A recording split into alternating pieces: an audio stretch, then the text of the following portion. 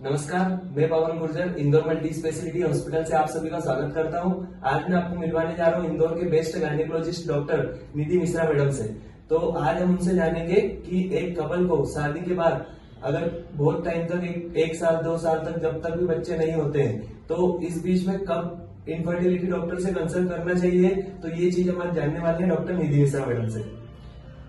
Couple अगर relation बनाता रहता है और कोई प्रोटेक्शन यूज नहीं करता है, कोई कॉन्ट्रासेप्शन यूज नहीं करता है, लेकिन फिर भी वो कंसीव नहीं कर पाते हैं, तो उनको 1 साल बाद इनफर्टिलिटी स्पेशलिस्ट से कांटेक्ट कर लेना चाहिए।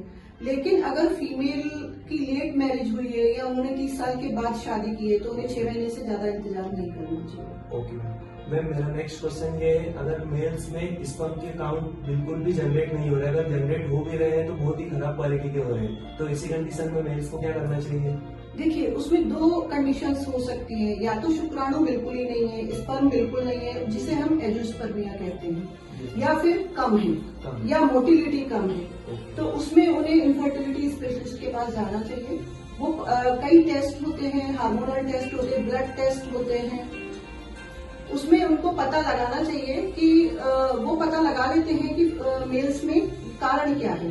अगर शुक्राणु अनुपस्थित है, बिल्कुल ही नहीं है, तो वो देखते हैं कि कहीं रुकावट है या बन ही नहीं रहे हैं, वो उसके अकॉर्डिंग आपका ट्रीटमेंट कर देंगे। और अगर शुक्राणु की संख्या कम है या मोटिलिटी कम है तो उसके लिए दवाइयां हैं, वो आपको दवाइयां देंगे, उससे आपका सीमेन पैरामीटर्स ठीक हो जाएंगे। मैम, मेरा नेक्स्ट क्वेश्चन ये था कि अगर फीमेल्स में एग की संख्या को कैसे पता कर सकते हैं? देखिए, उसके 2 तरीके होते हैं। एक तो अपन अल्ट्रासाउंड के द्वारा पता करते हैं कि AFC होता है, एंट्रल फॉलिकुलर काउंट, उसमें वो लोग अल्ट्रासाउंड के द्वारा एग के बीज उनको दिख जाते हैं, उससे पता लगा सकते हैं। या खून का एक टेस्ट होता है एंटी मलेरियल हार्मोन का, AMH करके, उससे पता लगा सकते हैं। मैम, मेरा नेक्स्ट क्वेश्चन ये है कि बहुत से कपल आते हैं हमारे पास, वो पूछते हैं कि IVF क्या होता है, तो IVF क्या है, ये प्रोसीजर है या ऑपरेशन है या क्या है? बहुत से लोग कंफ्यूजन में रहते हैं कि ये ऑपरेशन है, तो प्रोसीजर होता होगा, तो मैं जानना चाहूंगा आपसे कि IVF होता क्या है? देखिए, IVF में कोई भी किसी भी तरह का ऑपरेशन नहीं होता। ये एक प्रक्रिया है कंसीव करने के लिए या फर्टिलाइजेशन के लिए, जो हम शरीर के बाहर करते हैं। नॉर्मली जो बच्चा होता है वो शरीर के अंदर फर्टिलाइजेशन होता है, महिला का एग और पुरुष का जो स्पर्म होता है वो महिला की बॉडी के अंदर कांटेक्ट करते हैं, जिसे हम फर्टिलाइजेशन कहते हैं, और वो दोनों मिलकर एक बच्चे का निर्माण करते हैं।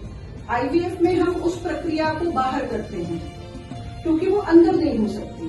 बस बाहर हम बच्चे का निर्माण करके और फिर उसको हम कैथेटर के द्वारा महिला के यूट्रस या गर्भ में स्थापित कर देते हैं, और जिसमें फिर वो नेचुरल तरीके से ही ग्रो होता है। मैम, अभी रिसेंटली एक कपल आए हमारे पास, तो उनका हमसे क्वेश्चन ये था कि IVF की जरूरत कब होती है या कब विदाउट IVF के बच्चा हो ही नहीं सकता? देखिए, अगर महिला की दोनों ट्यूब ब्लॉक्स हैं या पुरुष में शुक्राणु बिल्कुल नहीं है लेकिन फिर भी वो अपने ही शुक्राणु के द्वारा बच्चा करना चाहते हैं, या महिला में एग्स बिल्कुल नहीं है, या उनका मेनोपॉज हो चुका है फिर भी वो बच्चा चाहते हैं, तो आपको बिना IVF के बच्चे नहीं हो सकते। फिर आपको IVF करवाना ही पड़ेगा, इस प्रोसीजर का सहायता लेनी ही पड़ेगी आपको।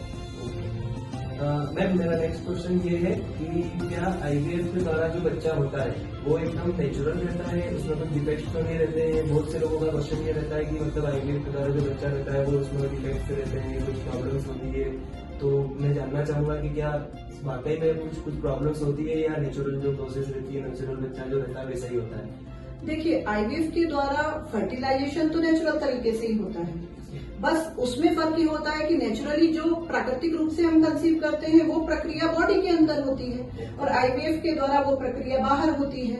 प्रक्रिया में कोई फर्क नहीं आता, सिर्फ प्रक्रिया की लोकेशन में फर्क आता है। इसलिए IVF के द्वारा जितने भी बच्चे होते हैं वो एब्सोल्युटली नॉर्मल होते हैं, उनमें डिफेक्ट्स के उतने ही चांसेज होते हैं जितने नेचुरली कंसीव्ड बच्चों में होते हैं। इसलिए ऐसा आप नहीं कह सकते कि जो IVF से बच्चे होते हैं उनमें डिफेक्ट्स के ज्यादा चांसेस होते हैं।